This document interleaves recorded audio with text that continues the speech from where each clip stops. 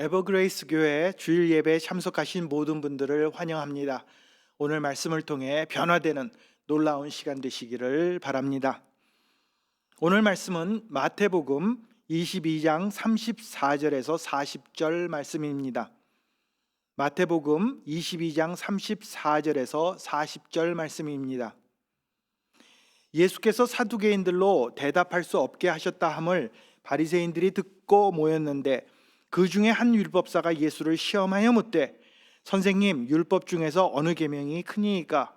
예수께서 이르시되 내 마음을 다하고 목숨을 다하고 뜻을 다하여 주 너의 하나님을 사랑하라 하셨으니 이것이 크고 첫째 되는 계명이요 둘째도 그와 같으니 내 이웃을 내 자신과 같이 사랑하라 하셨으니 이 두 계명이 온 율법과 선지자의 강령이니라. 아멘. 우리는 지난 주일 예수님께서 내 마음을 다하고 목숨을 다하고 뜻을 다하여 주 너의 하나님을 사랑하라는 그 계명에 대해서 살펴보았습니다. 우리는 단순히 하나님을 그냥 아는 정도, 그리고 교회에서 이름을 부르면서 찬양하는 정도, 그리고 가끔 필요할 때마다 기도하면서 하나님을 생각하는 그 정도로만 사랑해서는 안 됩니다. 우리는 우리의 마음을 다해서, 다시 말해 의지를 가지고, 그리고 또 우리들이 가지는 그 모든 감정을 동원해서, 그리고 분명한 이해력을 가지고 하나님을 아는 지식을 통해 온 마음을 다해 하나님을 사랑해야 할 것입니다. 그런데 예수님은 여기서 그친 것이 아닙니다. 예수님은 한 걸음 더 나아가서 우리들의 이웃을 내 자신과 같이 사랑하라고 말씀하고 계십니다. 내 이웃을 내 몸처럼 사랑하라. 이야, 어떻게 이렇게 말귀가 멋있냐? 어떻게 이렇게 생각할 수 있지? 아주 훌륭한 구절이라고 우리는 말합니다. 그런데 이것이 말처럼 쉽지 않습니다. 왜냐하면 우리 인간이라는 바로 우리들은 우리 자신을 먼저 사랑하고 자기중심적이고 내 유익을 따르기 때문입니다. 저희 집 큰아들이 처음 대학 들어갈 때 일입니다. 이제 신입생 오리엔테이션을 하기 전에 그 전까지 기숙사에 다 들어오라고 그렇게 편지가 왔습니다. 그리고 제 아들은 뭐 그렇게 넉넉하지가 못했기 때문에 두 명이 함께 쓰는 방을 이제 신청을 해가지고 가게 됐는데 안내문에 보니까 두 명이 쓰기 때문에 거기 이제 침대가 있고 뭐 책상이 있고 다 이런 것들이 있으니까 너희들이 먼저 와서 먼저 도착하는 사람이 선택하게 돼 있다. 이렇게 우선권을 준다고 쓰여져 있었습니다. 다시 말해서 먼저 오면 좋은 자리 차지하게 된다는 그런 이야기입니다. 그래서 이 편지를 보고 나서 이사하는 날 이제 제가 아들을 재촉했습니다. 야, 그래도 먼저 가야지. 침대 매트리스라도 좀 좋은 거를 고르고 이왕이면 창가 쪽에 책상이 있으면 좋지 않겠냐. 그러면서 빨리 가자고 서둘렀습니다. 근데 아들이 별로 그렇게 서두르는 기색이 없더라고요. 뭐 어쨌든 짐을 부지런히 싸서 기숙사로 향했습니다. 이제 학교에 도착하고 이제 짐을 내리는데 아들이 꿈지럭거립니다. 그래서 빨리 가자고 재촉을 하니까 아들이 말하기를 아버지, 제가 좀 늦게 가면 어때요? 제 룸메이트가 먼저 좋은 자리 차지하고 좋은 책상 가져가면 그래도 난 상관없어요. 성경에 보면 아브라함이 조카 롯에게 말하기를 내가 좌하면 나는 우하고 내가 우하면 나는 좌하리라 이렇게 양보했잖아요.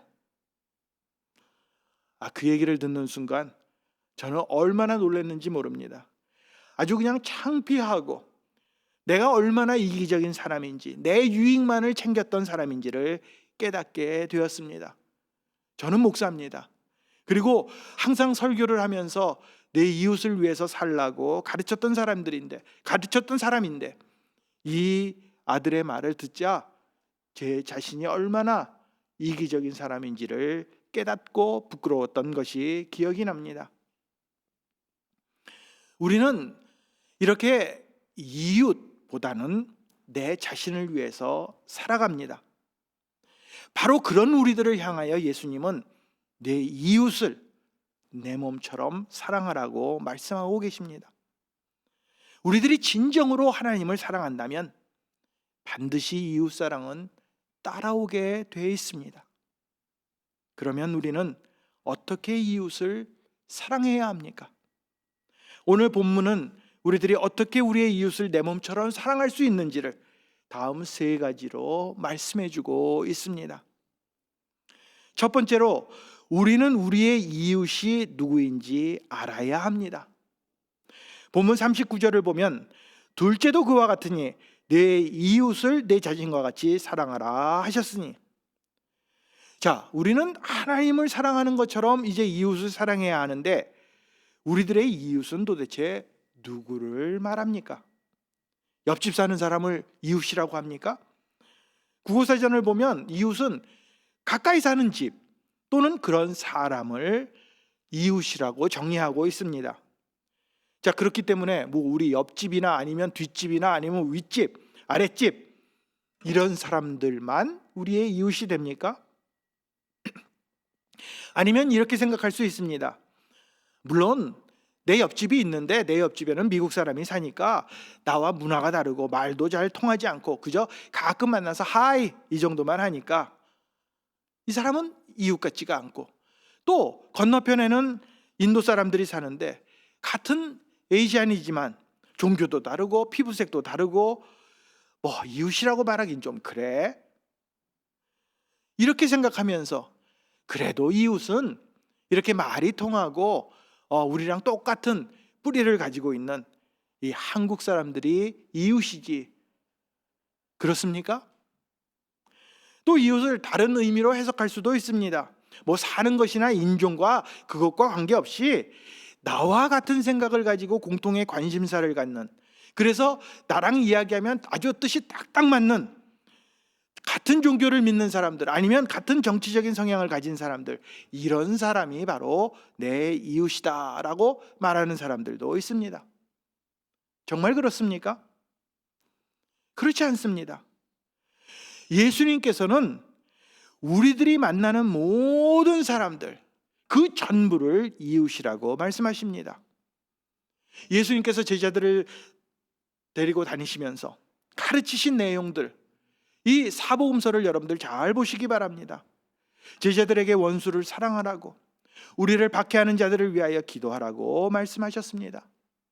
누가복음 10장을 보면 강도를 만나게 죽게 된 사람, 참으로 나의 도움이 필요한 그 사람이 우리의 이웃이라고 말씀하십니다.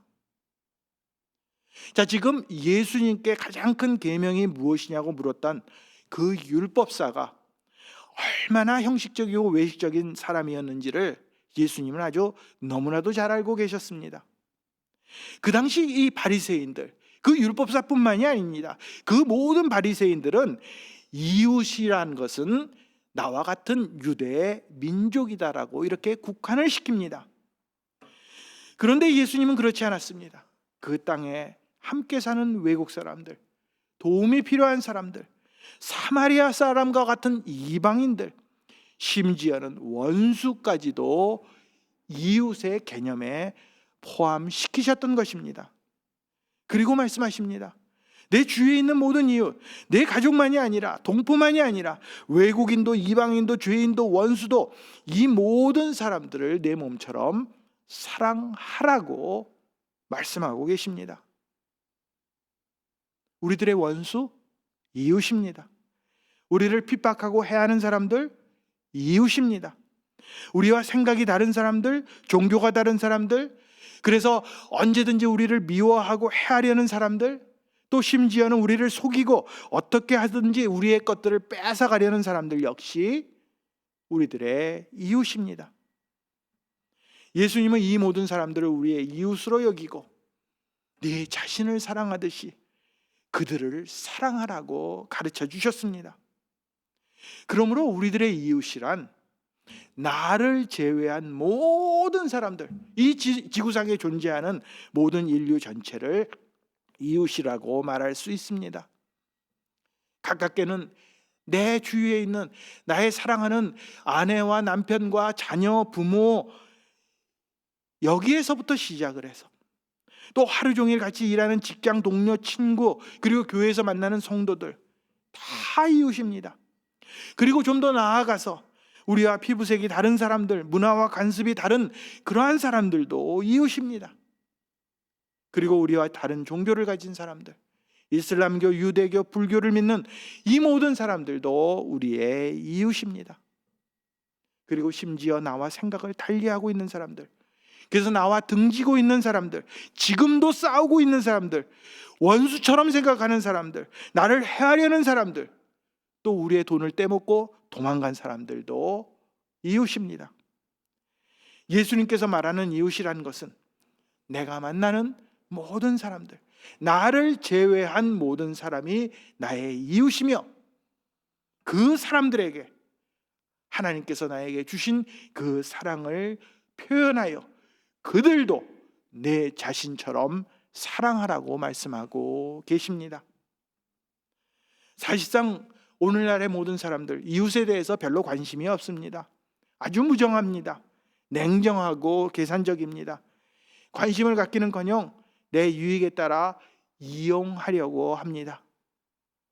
바로 그런 우리들에게 예수님께서는 너처럼, 내 자신처럼, 내 몸처럼 그들을 사랑하고 돌보고 아끼고 챙겨주라고 말씀하십니다.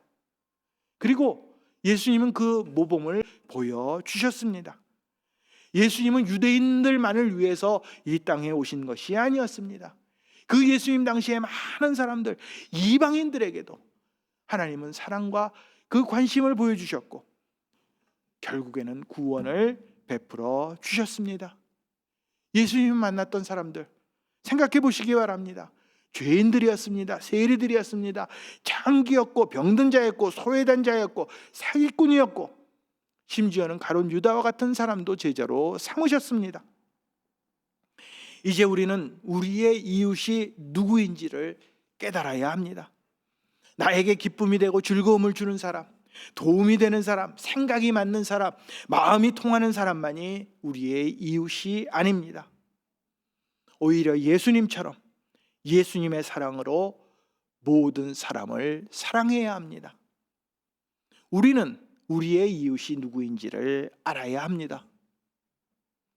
두 번째로 우리는 이웃을 하나님 사랑하듯 사랑해야 합니다. 본문 39절 40절은 다음과 같이 기록하고 있습니다. 둘째도 그와 같으니 내 이웃을 내 자신과 같이 사랑하라 하셨으니 이 두 계명이 온 율법과 선지자의 강령이니라. 자, 오늘 본문을 이렇게 잘 읽어보면 이웃 사랑은 하나님 사랑에 이어서 두 번째처럼 보입니다. 아예 말해도 둘째도 그와 같으니라고 기록하고 있기 때문입니다. 그러므로 하나님을 사랑하는 것이 먼저 첫 번째, 그리고 이웃은 두 번째쯤 되는 것으로 우리가 생각할 수 있습니다. 하지만 여기에 첫 번째, 두 번째라고 써 있다고 해서 그것이 두 번째가 아닙니다. 오히려 두 번째 것은 그 첫 번째, 그 하나님을 사랑하는 그 명령에 포함이 됩니다.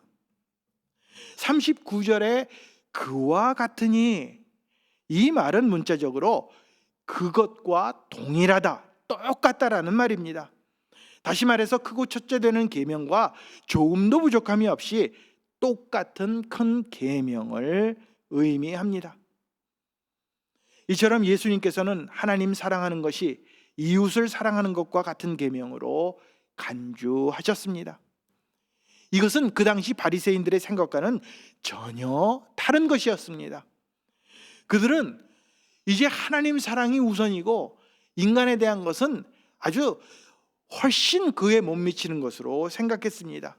그래서 하나님에 대한 그 어떤 의무를 다하면 이웃에 대한 의무, 심지어는 부모를 돌보는 것까지도 안 해도 된다, 이렇게 생각하는 그런 사람들이었습니다. 더욱이 그들은 원수를 미워했고 조건적으로 사랑을 따졌고 그리고 죄인들, 세리들, 창기들을 미워했습니다. 그러나 예수님은 이 땅에 율법의 완성으로 오셨습니다. 그 유대인들이, 그 바리새인들이 지키던 그 전통들, 자신들이 만들어 놓은 하나님의 그 율법과는 전혀 상관이 없었던 그 잘못된 장로들의 유전들 예수님은 다 없애버리셨습니다. 그러면서 가장 큰 계명이 무엇인지를 이제 이 하나님 사랑, 이웃 사랑으로 연결하여 하나로 만들어 주신 것입니다. 사도 요한은 나중에 요한일서 4장 20절 21절에 다음과 같이 설명합니다. 누구든지 하나님을 사랑하노라 하고 그 형제를 미워하면 이는 거짓말하는 자니 보는 바 그 형제를 사랑하지 아니하는 자는 보지 못하는 바 하나님을 사랑할 수 없느니라. 우리가 이 계명을 주께 받았나니 하나님을 사랑하는 자는 또한 그 형제를 사랑할지라. 이 구절이 무엇을 뜻합니까? 만약 우리들이 하나님을 진정으로 온 마음으로 사랑한다면 그 즉시로 우리는 이웃 사랑을 실천하게 된다는 그런 말입니다. 이제 40절을 보면 이제 예수님은 다음과 같이 말합니다. 이 두 계명이 온 율법과 선지자의 강령이니라. 여기서 강령이라는 말이 나옵니다. 어려운 말입니다. 이 강령이란 말은 머리가 되는 것, 시작이 되는 것, 으뜸이 되는 것을 뜻합니다. 다시 말해서 이 두 계명, 하나님 사랑, 이웃 사랑이 가장 큰, 가장 우선되는, 시작이 되는 계명이라는 그러한 말씀입니다. 이 영어 성경을 보면 이 구절을 이렇게 번역하고 있습니다. All the laws and the prophets hang on these two commandments. 직역하면 이 모든 율법 그리고 예언서의 글들이 이 두 계명에 매달려 있다라는, 그렇게 번역할 수 있습니다. 지금 우리들이 있는 이 본당, 여러분들 양 벽을 살펴보시기 바랍니다. 한쪽에는 우리 교회의 그 미션 스테이트먼트, 사명 선언문이 있고, 또 한쪽에는 핵심 가치를 요약해서 적어 놓았습니다. 우리들이 가장 중요하게 생각하는 것입니다. 우리 교회에서 바로 이것을 배너로 만들어 놓아 걸어 놓습니다. 바로 이렇게 벽에 걸어 놓는 것, 매달려 있는 것, 바로 이런 것들을 강령이라고 말합니다.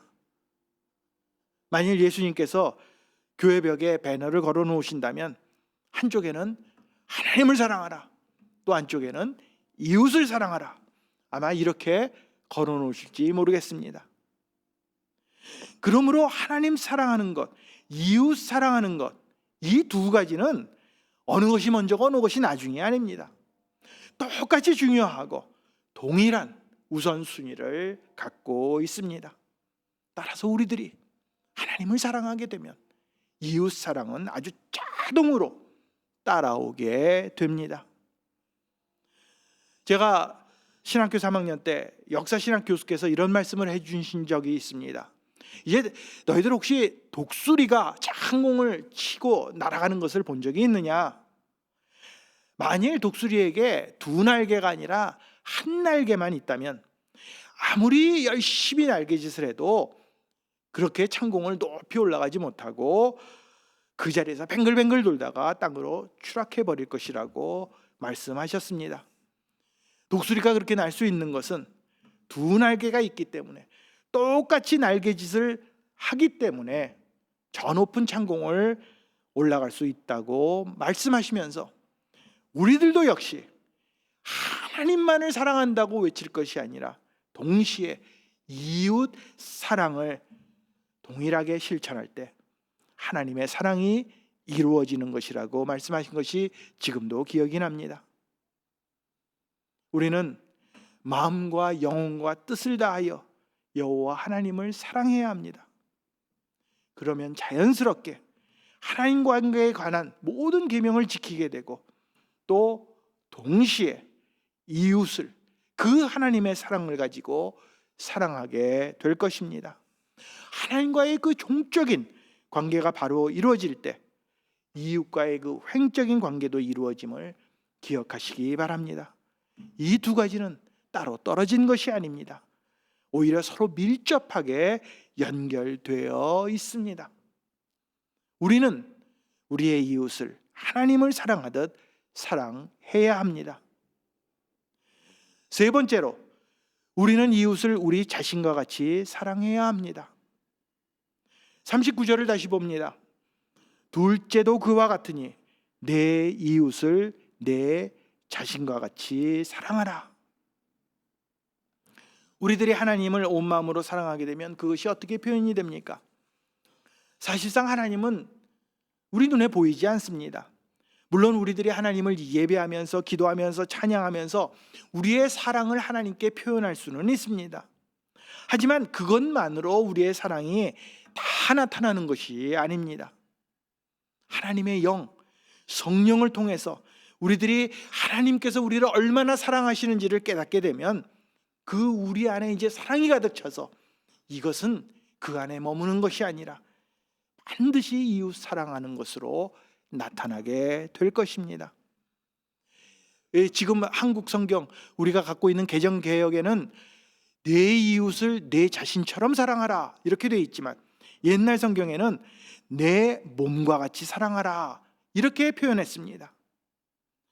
예수님께서는 우리들이 아주 이기적인 사람인 것을 너무나 잘 아셨기 때문에 우리들에게 지금 내 몸처럼 내 자신처럼 사랑하라고 말씀하신 것입니다.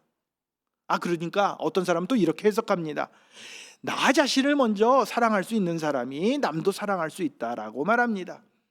그렇기 때문에 다른 사람 둘째치고 무엇보다도 내 자신을 먼저 살피라고, 그리고 돌보라고, 그리고 사랑하라고 말합니다. 어떻게 들으면 아주 그럴듯한 말 같습니다. 또 당연히 우리는 우리 자신을 사랑해야 합니다. 하나님께서 우리를 창조하신 대로 자존감을 가지고 나를 사랑하면서 그렇게 살아가야 합니다. 하지만 우리에 대한 사랑은 적당히 해도 됩니다. 왜냐하면 우리는 본능적으로 내 자신을 아주 무의식적으로 가장 먼저 돌보기 때문입니다. 그 무엇보다도 나를 살피고 챙기는 데 우선입니다. 한번 우리들의 모습을 돌아보시기 바랍니다. 우리는 언제나 이 자기 자신에 관한 그 잘못이나 허물에 대해서는 어떤 이유에서든지 관대합니다. 아무리 내가 잘못을 했어도 그럴 수 있지 뭐. 내가 요즘 굉장히 힘들어서 그래. 그렇기 때문에 이번만큼은 예외야. 넘어갈 수 있지.